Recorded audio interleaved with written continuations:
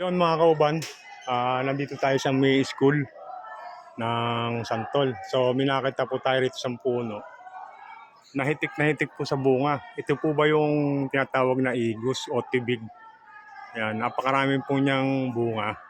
Tapos dito po sa pinakapuno niya, ayan, napakarami po niyang bunga. Dito po sa may kandungan to mga kauban, napakarami niyang bunga. Ayan, oh. Tapos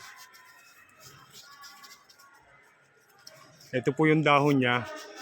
Napakalapad, parang isis pala ito eh, yung isis, magaspang yun.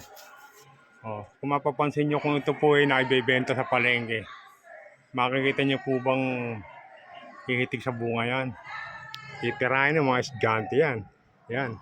Pero ito mga kauban, tabi-tabi po. Ang pagkakaalam ko, kinakain po to. Oh, may dala po tayong cutter, bubuksan po natin.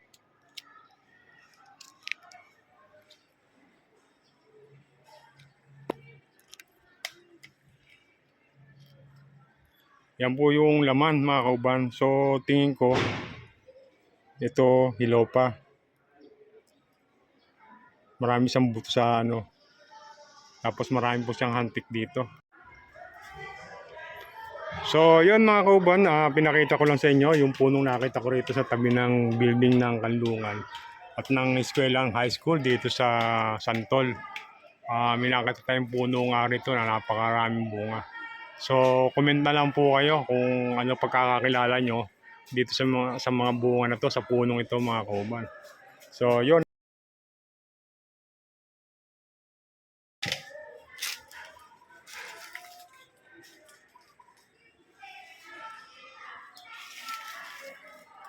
Tapos dito sa may tabi ng yayan, sa tabi po niya, meron din akong isang puno na nakita.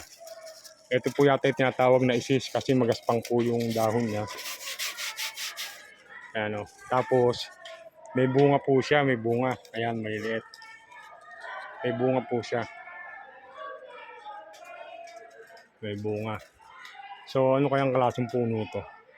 Nakakain kaya to? Ayan po yung puno.